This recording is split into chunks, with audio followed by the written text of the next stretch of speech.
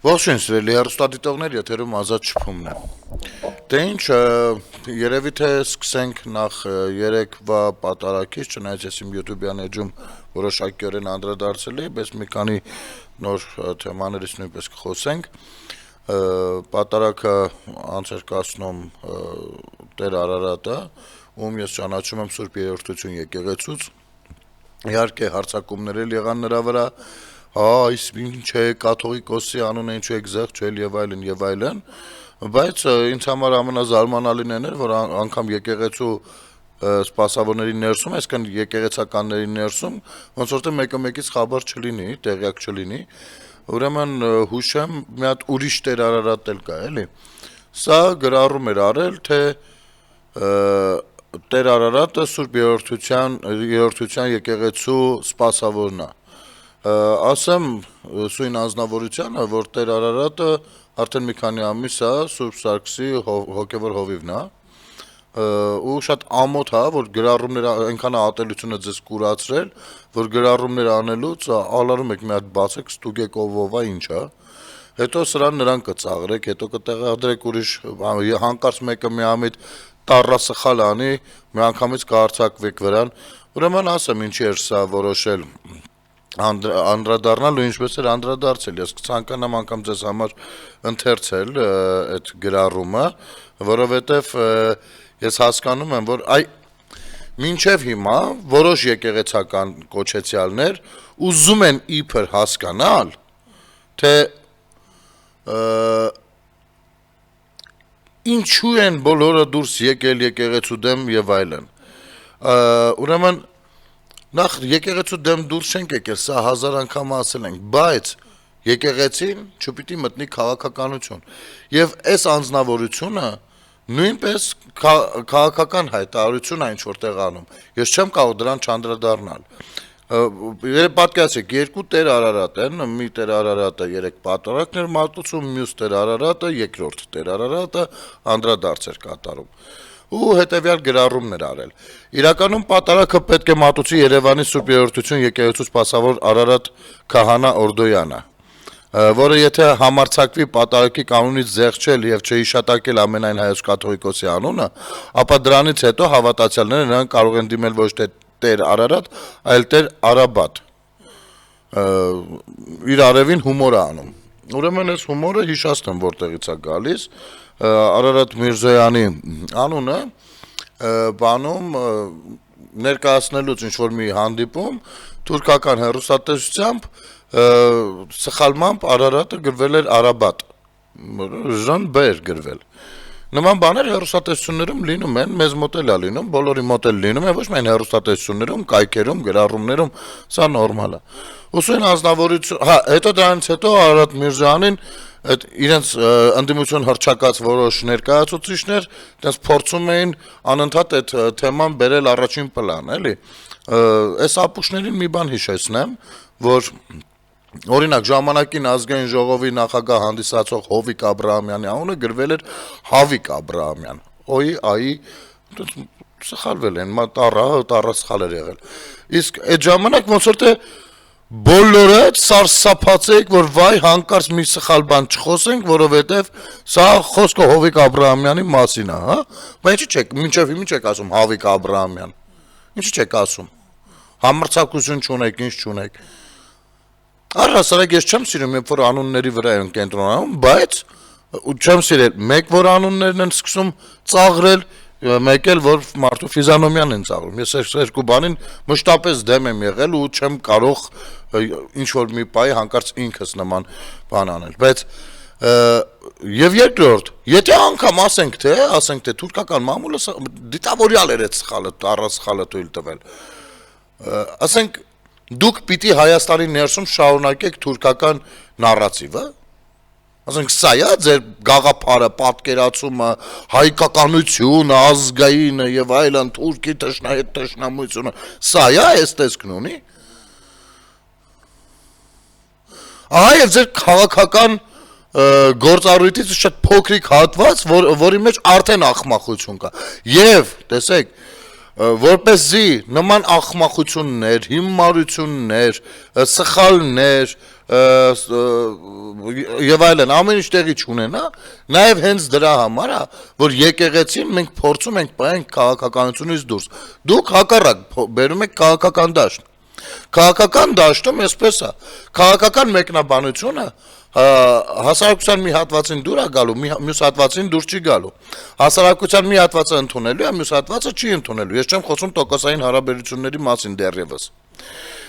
Եվ հետևաբար, որպեսզի չլինի իրավիճակ, որ եկեղեցականը կամ եկեղեցու պաշտոնական հայտարարությունը ինչ որ մի հատվածին կարա դուր չգա, դրա համար եկեղեցին նաև վեր քաղաքական կառույց է, որովհետև նա պիտի ամեն ինչ անի, որ դուր գա, լավը լինի, սիրեն իրան։ Այդ պատճառով ինքը վեր քաղաքական, վեր պետական մարմինն է, ինքը առանձին մարմին է։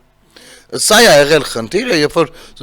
սահմանադրության մեջ կամ գործառույթների մեջ կամ եկեղեցական կանոնակարգերի մեջ գրվել է դրա մասին, որ եկեղեցին իրավունք չունի խառնվելու քաղաքականությանը, իրավունք չունի ոչ թե որ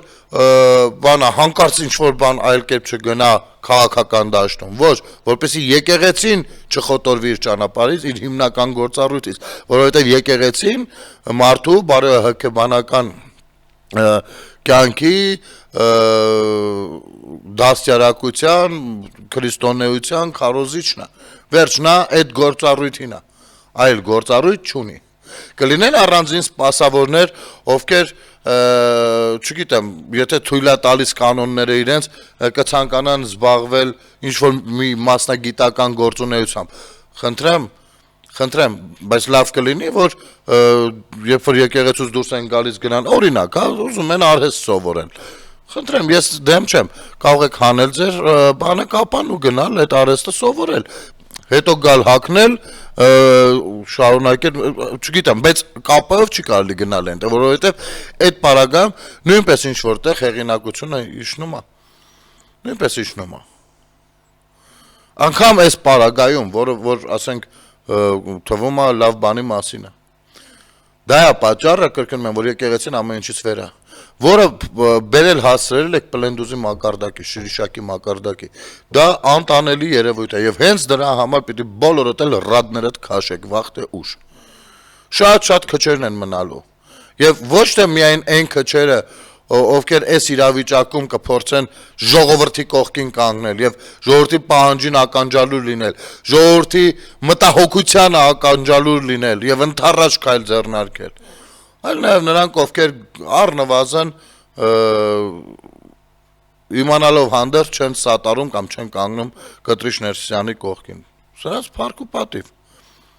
Ցավոք նման հոգեվորականները բոլորս շատ լավ գիտենք, որ քիչ են։ Այսօր Արշակը դուրս էր եկել, ինչ որ մամուլի ասուլիս էր անում։ Ես այդ մամուլի ասուլիսին բառացիորեն, տառացիորեն չեմ անդրադառնա, որովհետև խեղաթյուրված ինչ որ մոտեցումներ էր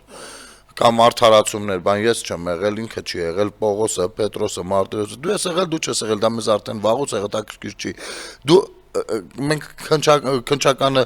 չգիտեմ, եթե եպիսկոպոսները ներկայացրել են տվյալ բանը, ինչը որ դու հաստատեցիր ոնց հասկացա, ուրեմն մենք հակված ենք հավատալու այն մասնագիտական խմբին, ովքեր որ ստուգել են այդ վիդեոները, վերջ, դու հիմա ինչ լոլո ուզում ես կարդա, դու պիտի գնաս, ու դու գնալու ես, եւ ինչա ստեղ տեղի ունենում, կաթողիկոսին հարցնում են, կաթողիկոսին ասելով, Կտրիշ Ներսիսյանին ասում են, որ պիտի Արշակին հանեն, ինչ ասում, ասում են, եթե իրան հանենք, եկեղեցին կքանդվի, պարզվում է, Կտրիշ Ներսիսյանը մեր եկեղեցին ամբողջովին դրել է Արշակ սրբազան կոչվածի ուսերին, բավոր հիմի օրինակ, տնից տեղից հեռու, ես անձնական ինչ-որ բան չեմ ցանկանում, որ վատ բան տեղի ունենա, բայց ասենք դա Արշակին հենց մի ինֆարկտ է խփում, ինչ մեր եկեղեցին պիտի քանդվի, այսքան խախուտ հիմքերի վրա է մեր եկեղեցին, ինչ է նշանակում Կտրիշ Ներսիսյանի այս արտահայտությունը էլի, որը արել է եպիսկոպոսած ժողովի ժամանակ, դու ես ինչով ես, ինչ ես արել դու, ոնց ես հաջողել բերել հասցնել դրան, սա առնվազն պիտի հակա եկեղեցական կերպար լինել, թաքնված եկեղեցականի հագուստի տակ,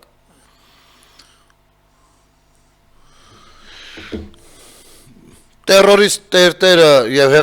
ռազմական հեղաշրջման բան կոչ անող մյուս տերտերը բան են արել կամերից իրանց հայտարարություն են տարածել Բագրատ arczepiskopos Գալստանյանի եւ Միքայել arczepiskopos Աչապայանի համատեղ հայտարարությունը Նոյեմբերի 27-ին հրապարակված հայտարարությունը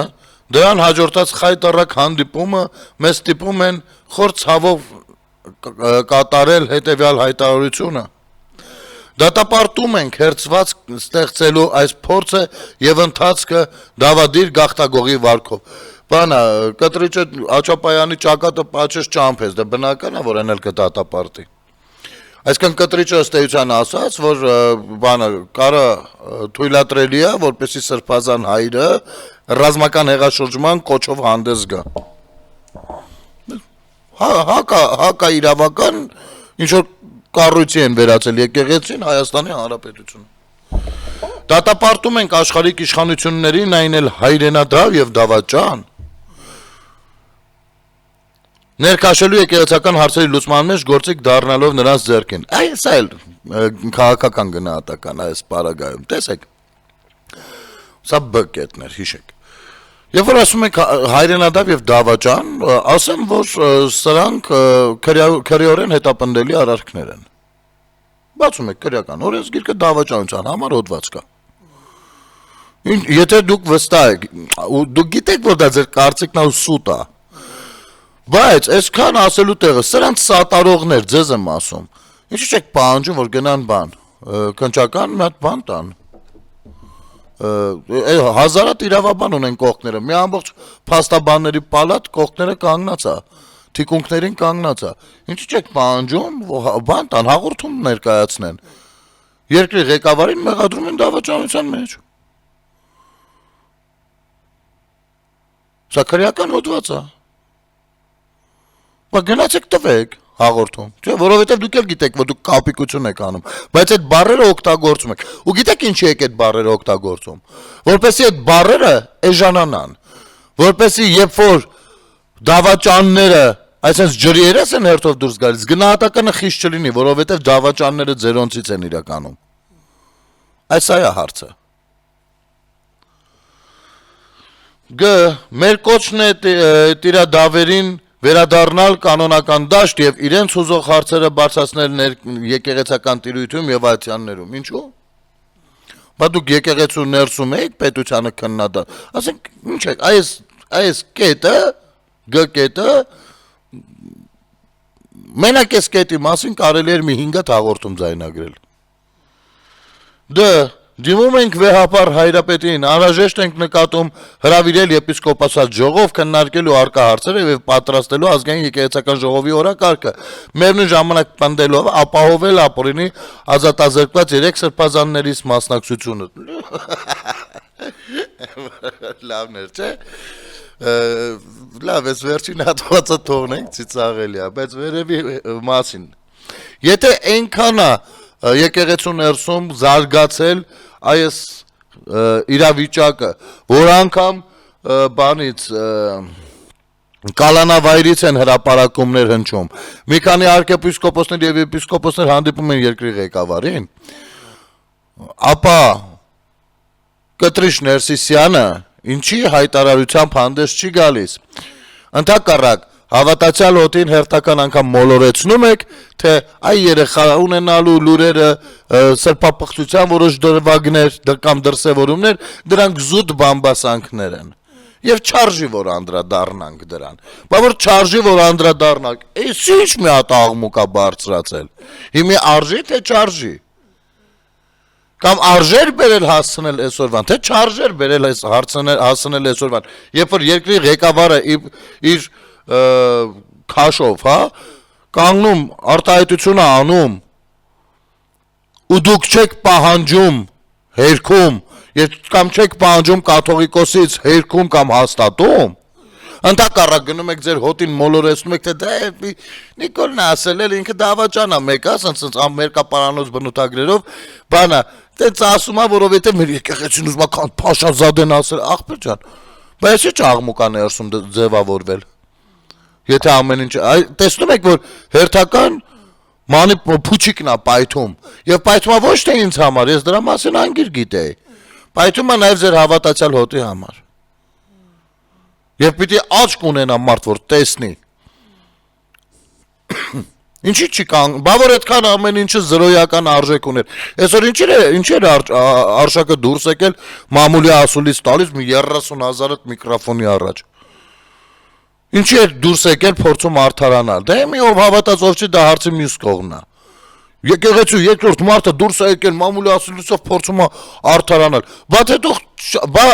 այն ամենասկզբից, որ ասում ենք մի հատ դուրս արի կամ հերկի կամ հաստատի, ինչի դուրս չէր գալիս, ասես մանյովրում դասավորվում էր, մինչև լրագրողները մի հատ ճանապարհ հարթեն, մի հատ որոշակի բազա ստեղծեն լսողների, վստահողների, որ նոր դու մտնես, հա, թե պիտի ամեն ինչ գար հասներ այսօրվան, որ բա որ ասում ենք դուք եկեղեցու վնասատու կենթանիներն եք, վնասատուներն եք, մի վնասակար միջատներն եք, ինչից եք բան լինում, ինչ եք նեղանում,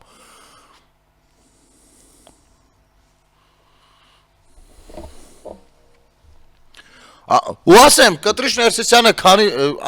քանի դուրս չի եկել հաստատելու կամ հերկելու, արշակ, քեզ ասեմ, դու այդքան մամուլի ասուլիսը տվեցիր, տենց էլ նորմալ միևնույնը աղավաղելով հաստատելու կամ հերկելու հատվածը։ Հիմի, Կտրիշ Ներսիսյանը պիտի դուրս գա հստակորեն կամ հաստատի կամ հերկի, ինքը չի կարող եւ իրավունք էլ չունի լռելու։ Չի կարող եւ իրավունք էլ չունի լռելու, չի կարող իրավունք էլ չունի մոլորեցնելու իր հավատացյալ հոտին, եկեղեցու հավատացյալ հոտին։ Աղոթում ենք հույս եւ համոզում ենք հայտնում, որ վեհապար հայրապետն ամուր եւ անսասան կմնա եւ որ Սուրբ Հոգու առաջնորդությամբ մեր Սուրբ եկեղեցին կհաղթարի չարի այս փորձությունը։ Այո, չարի այս փորձությունը մեր եկեղեցին հաղթահարելու է, դրանում կարող եք վստահ լինել, պարզապես հաղթահարելու է ձեր հանդեպ։ Եվ այդ հաղթանակը լինելու է ձեր ու ձեր նմանների հանդեպ։ Դուք որ խառնվեցիք քաղաքականությանը ու դրանով կեղտոտվեցիք ու կեղտոտեցիք ամեն ինչ։ Դուք որ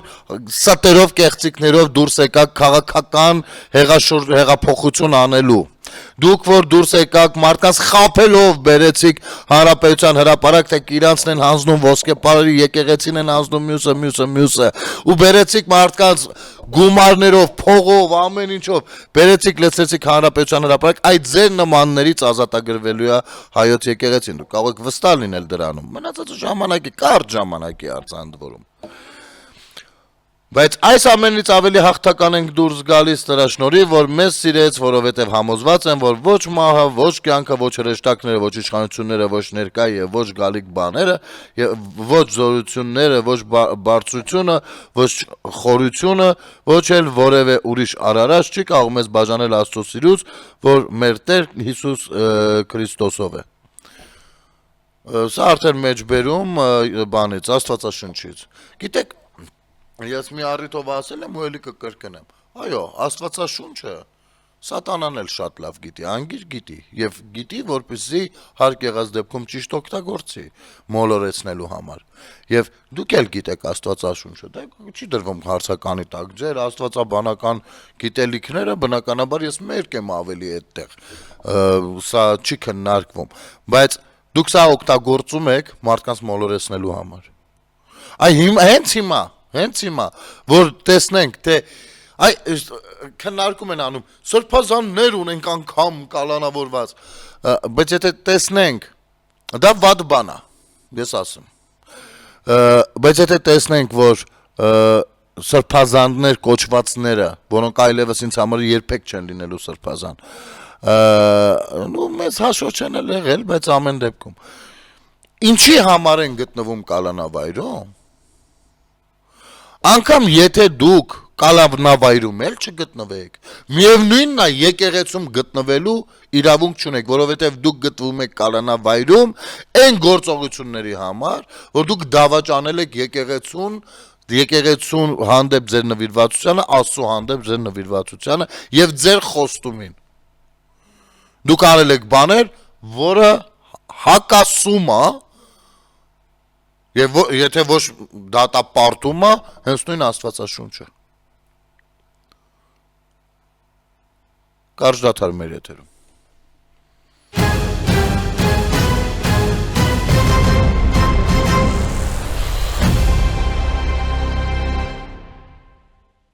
Վերադառնանք սիրելի հեռուստադիտողներ ու այս նամակի վերաբերյալ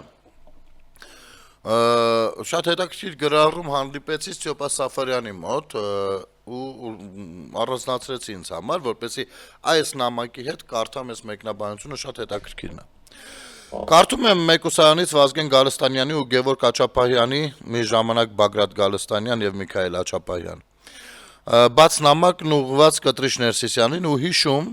թե ինչպես տարիներ առաջ հայերով ղժում ու զարմանում էինք Ալ-Քաեդայի աֆղանական Թալիբանի, Սիրիայում իսլամական պետության վրա, որոնք այս լուսավոր թվացող դարում շարիաթն ու կրոնը քաղաքականությանը աշխարհիկ կյանքին խառնած կրոնաքաղաքական տեքստեր էին թողում հանուն Ալլահի ու բռնություն ու սպանություն արդարացնում, ապա գործադրում։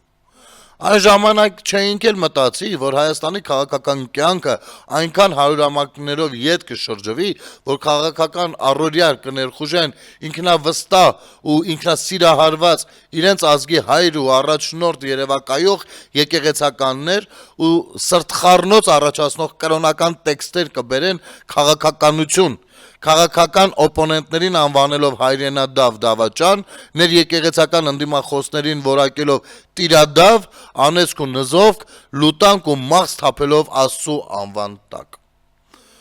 Ողորմած Վանո Սիրադեղյանը մարգարեանում է օրորի, թեպետ դժվար պատկերացնել, որ Քոչարյանասերժական կլանի ստեղծած ու իր դիպուկ ձևակերպած հայկական Թալիբանը կատարյալ կդառնա եկեղեցական հավելվածներով։ Այս զավեշտը պետք է ավարտ ունենա։ Եկեղեցու բարենորոգումների թիվ 1 օրակարգային հարցը պետք է լինի եկեղեցու տարանջատումը պետությունից։ Անգամ ավագ դպրոցների 11-րդ դասանի աշակերտներն են հասարակագիտության իրենց դասագրքից սովորում, որ պետությունը բացառիկ քաղաքական կազմակերպություն է, իսկ եկեղեցին տարանջատված է պետությունից։ Հետևաբար, եթե եկեղեցին տարանջատված է բացառիկ քաղաքական կազմակերպություն համարվող պետությունից, ուրեմն եկեղեցին չի կարող խառնվել, քիթը խոթել ոչ ներքին, ոչ արտաքին քաղաքական հարցերի մեջ, ու եթե կյանքի մայրամուտին մոտեցած թվում էր, թե տարիքի հետ իմաստություն ձեռք բերած հոգևորականները չեն հասկանում Հայաստանի Հանրապետության սահմանադրության այդ նորմի պահանջը եւ սահմանադրական իրավունքում պետության ու իրավունքի տեսության մեջ դրա մեկնաբանությունը, որ եկեղեցին տարանջատված է պետությունից, ուրեմն պետք է գործնական հողի վրա ամրագրել նրա այդ քաղաքական լոյալությունը։ Այսպես, այս մարազմին դեռ շատ ենք բախվելու, առաջ գնալու փոխարեն հետ ենք գնալու, իրական ժողովրդավարական պետության փոխարեն էլ շարժվելու ենք դեպի կրոնապետություն, կատարյալ տիրապետական հայկական Թալիբան, որտեղ չասեմ, թե ով ինչ է որոշելու, ու ավելին, ծանրագույն քրեական հոդվածներով մեղադրվող հոգևորականներն էլ կարող են ծալել, փաթաթել ցանկացած օրենսգիր ու պահանջել, որ իրենք ազատորեն մասնակցեն պահանջված եպիսկոպոսատ ժողովին, որովհետև գիտեն, թե հայ հասարակության մեջ եկեղեցու նկատմամբ հանրության ավանդական վստահությունն ու ակնածանքը նաև իրենց համար քաղաքական անձեռնմխելիություն են։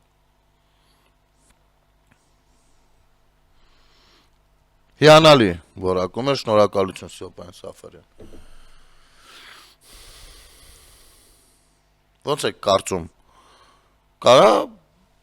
պետությունից վեր լինի կամ քաղաքական մարմին լինի եկեղեցին։ Այս սրա մասին է խոսքը։ Եվ դեռ են ապուշն էլ դուրս է եկել Արաբատ, Տեր Արաբատը ասում։ Սա արտաքին քաղաքականությանը խառնվելու փորձն է։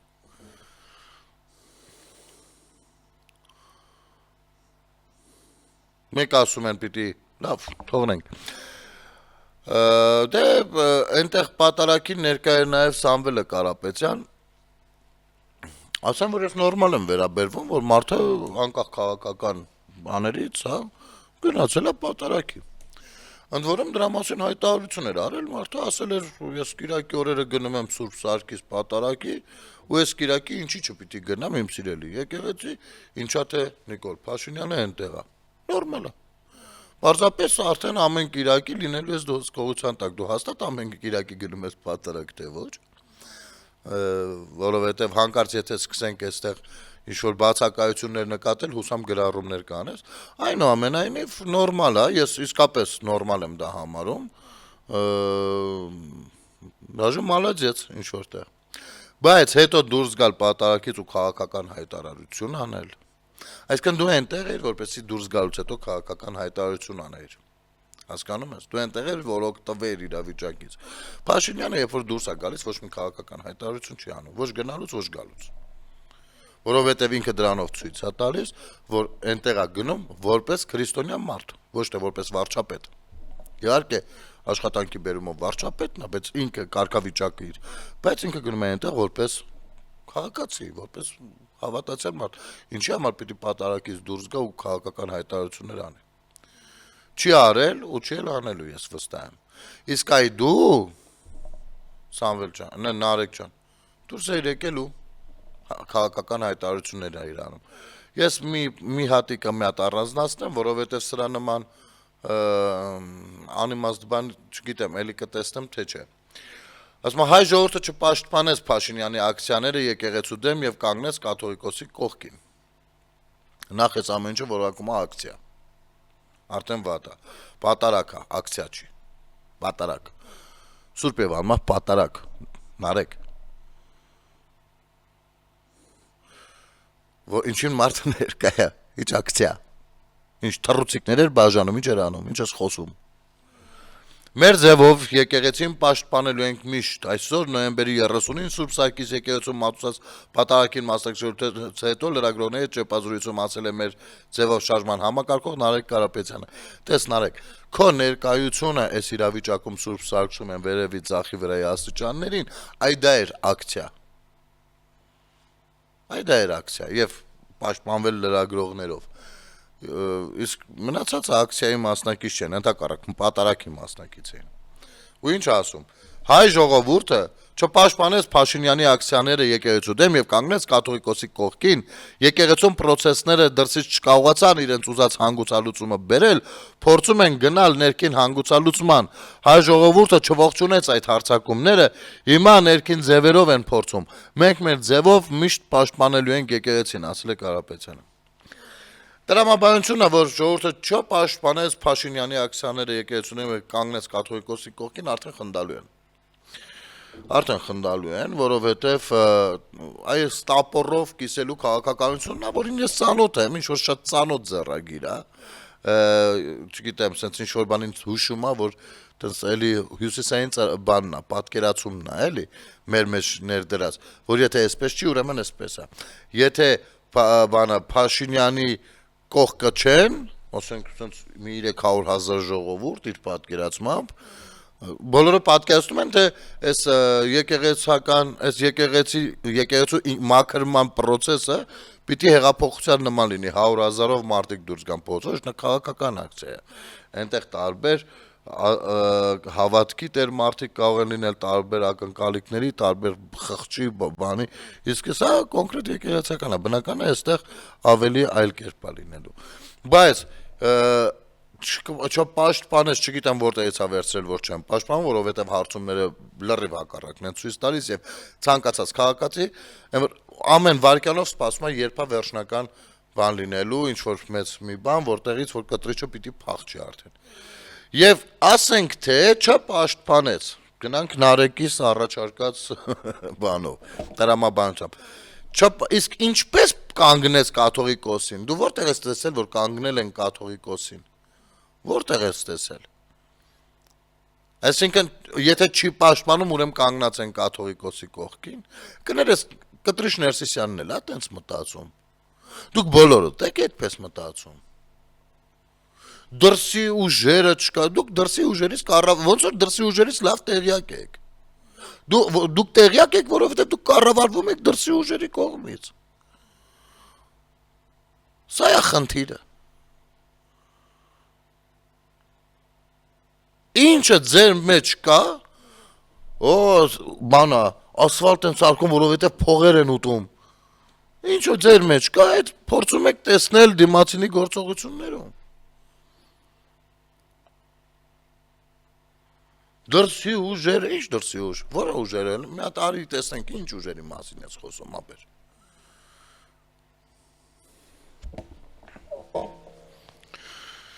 Մի խոսքով, Նարեկ ջան, ձեր ձևը եկեղեցու հետ կապ չունի, որովհետև եկեղեցին Տես,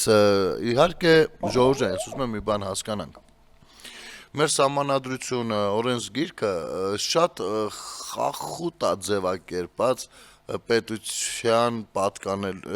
եկեղեցու պատկանելությունը, որքանով է ժողովրդին է, որքանով այ մայրաթոռը ինչին է, այնքան խախուտ է ձևակերպած, որ տարընթերցումներ կարող են առաջանալ։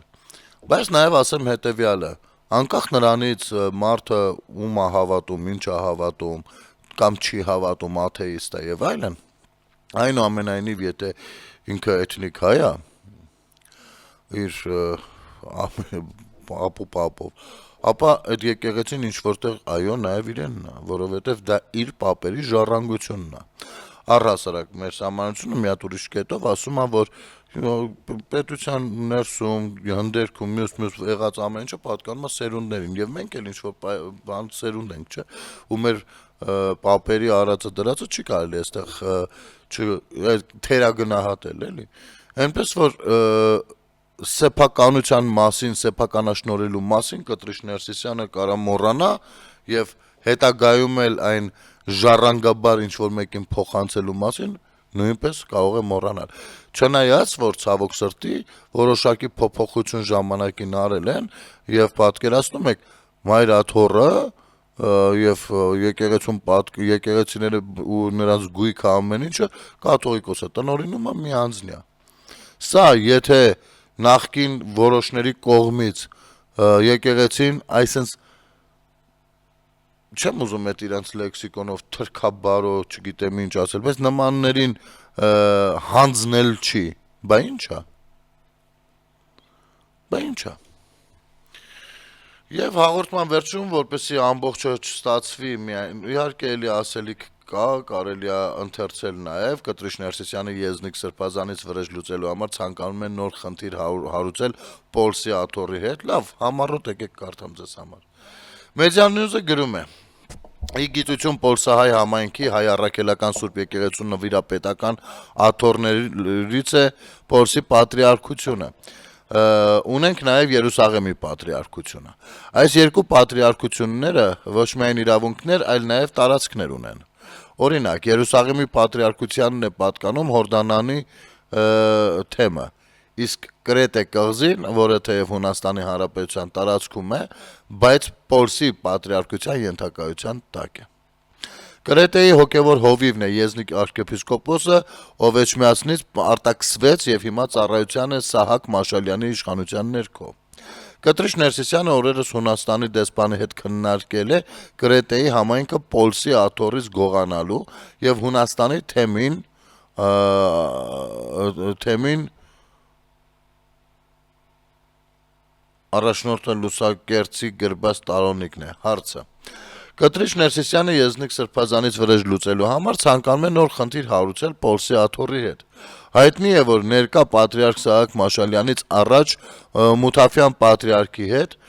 երկարատև խնդիր է ունեցել Կտրիշ Ներսիսյանը, ում պատրիարքը բազմիցս անվանել է անհավատ եւ ռուս գործակալ։ Եթե Սահակ Մաշալյան պատրիարքը շատ արագ չլուծի Կտրիչի հարցը, ապա ոչ փորձահայությունը լուրջ դիմադրություն կկազմակերպի ինչպես պատրիարքարանի, այնպես էլ Կտրիչի դեմ։ Ահա եւ պարակտման process-ները մյուսը իրանք իրար մեջ իրար չեն գնահատում, հա։ Չգիտեմ։ Լավ, թողնենք սա ու ես ուզում եմ մի հատ էլ անդրադառնամ ես առանց իշխանի ինչ անենք ախր։ Եվ հարցը իշխան Սաղաթելյանը չի բնականաբար եւ նրա ասենց մարգարիտները չեն մտքի, որ հետաքրքիր են, այլ սա ընդհանուր առմամբ քարոզչական մեխանիզմի մի հատվածն է, որը այս պայն իշխանի Բիլլեբերնով ասում, վաղը դա դառնալու է ընդհանուր պրոպագանդա կամ արդեն դարձել է պրոպագանդա, ինչ որ լրագրողներ են անընդհատ կրկնելու սրա մասին։ Ուրեմն տարիներ հետո պատմաբանները Հայաստանի այս շրջանի մասին կգրեն, որ Արցախը հանձնած հայ ժողովրդին մահ, պարտություն եւ ողբերգություն բերած Փաշինյանը այդքանից հետո շարունակում էր մնալ իշխանության։ Իհարկե, տենց կգրեն, եթե այդ դաշնակները դարձյալ գան իշխանության կամ եթե դաշնակ գրող լինի, տենց մանիպուլյացիոն ապուշություն կգրի, ոնց որ գրել եք միշտ։ Քանի որ պատերազմից հետո գտնվեցին բանակի գեներալներ, ովքեր կանգնեցին նրա առաջ եւ պատվի առան։ Գտնվեցին հոգեվորականներ, սրբազաններ, ովքեր եկեղեցին պղծողի եւ իրենց հոգեվոր եղբայրներին գերի վերցնողի առաջ ծնկի եկան, իսկ Արցախի թեմի առաջնորդը խոնարհվեց Արցախը հանձնողի առաջ։ Գտնվեցին քաղաքական ուժեր, գործիչներ, ովքեր համակերպվեցին, պայմանավորվեցին, վախեցան եւ այդպես էլ պատասխանատվություն չստանձնեցին պայքարելու։ Գտնվեցին գործիչներ, ովքեր սոցիալական ցանցերից այդպես էլ դուրս չեկան կամ գլխավոր թիրախին թողնելով հին ու նոր արեցին։ Գտնվեցին հայ գործարարներ, ովքեր ֆինանսավորեցին Դավաճանին իր հակայի ծրագրերը իրականացնելու համար։ Գտնվեցին քննիչներ, դատախազներ, դատավորներ, ովքեր բութ գործիք դարձան ազգակործանի ձեռքին նրա իշխանությունը պահելու համար։ Բայց նաև կգրեն, որ այս ամենը ուներ նաև դրական ազդեցություն, սամաքրվելու, ջրել զուլալելու, թացը չորից տարբերելու հնարավորություն էր։ Կգրեն, որ վերը նշված մարդկանց կողքին կային արժանապատիվ հոգևորականներ, գործարարներ, ազգային գործիչներ, զինվորականներ, դատավորներ, պարզապես ազնիվ եւ հայրենասեր քաղաքացիներ, ովքեր զրկանքների, բանտարկությունների գնով պայքարեցին եւ չհանձնվեցին։ Եվ այս ամոթալի շրջանը երկար չտևեց, եկեղեցին եւ իսկական հոգեվորականները մնացին կանգուն, ազգային ուժերը չկոտրվեցին, կազմակերպեցին իրենց ժողովրդին, ազատագրելով հայրենիքը դավաճաններից եւ գործակալներից։ Մի ժամանակ ազատագրում էիք հայրենիքը թուրքերից։ Դեք, սա այն սցենարն էր, ժողովուրդ ջան, որը որ 20 թվականին մշակած ունեին քոչասերժական ուժերը։ Այսինքն, նստել ու գրել են, որ այս պատերազմը այսպես պարտվելու ենք ու հստակ կարող ենք ասել, որ պատերազմից հետո գեներալներին կկարողանանք քաշենք մեր կողմ, հոգևորականներին կկարողանանք քաշել մեր կողմ, քաղաքական որոշ ուժերի եւ գործիչների նույնպես կքաշենք մեր կողմ, սոցիալական ցանցերի ռեսուրսը կօգտագործենք, գործարարներին որոշ նույնպես կքաշենք մեր կողմ, դե իսկ դատախազ քննիչ այդ ամեն ինչը հետագայում կարդարացնեն։ Ահա սա եղել է իրանց պլանը։ Ու հիմա մարդը նեղված է, որ իրանց պատկերացրածը չեղավ, այսինքն գեներալները ընդհանուր առմամբ չգնացին իրանց կողմ, բանակը մնաց իր տեղում, բացի մի քանի դավաճաններից, ովքեր թողեցին բանակը ու որոշեցին քաղաքականությամբ պիտի զբաղվեն բանակի հանդերձանքով, դուրս եկան որոշ հոգևորականներ ու ասեցին, գիտեք ինչ էսպես չի, մենք սատարում ենք խաղաղության օրակարգը, եւ եկեղեցին էլ է մաքրվելու, ոնց որ պետությունն է մաքրվում, քաղաքական գործիչներ եղան, ովքեր ասեցին կներեք, ստեղ պետության հարցն է, ոչ թե ներկուսակսական, մենք չենք գա այդ ներկուսակսական կամ խմբակային շահերի, չենք գա այդ ճանապարհով, մենք պետություն ունենք, պետություն ենք կորցնում, որը փրկելու շանս կա ու մենք այս իմաստով պետքա մեր աշխատանքները անենք։ Եղան գործարարներ, որ չնայած նրան, որ սրանք այստեղ ամեն օր աղաղակում էին, հեսա թուրքը մտավ, թուրքը ելավ, թուրքը մտավ, թուրքը ելավ, դրանով փորձում էին շղարշ ստեղծել, որպեսզի որոշ գործարարներ ներդրումային ծրագրեր վախենային բերեն անել, բայց պարզվեց, որ դա նույնպես չաշխատեց եւ հիմա փիսիկը նստած մի մուտանկյունում ունկերը կիտել ու լաց է լինում, ախր այլ կերպ էին նրանք պատկերացնում, իսկ հայտնի բույսը, ինչպես ասում են, երբեմն այո, թարս բուսնում է։ Եթերում ազատ շփումներ, կհանդիպենք։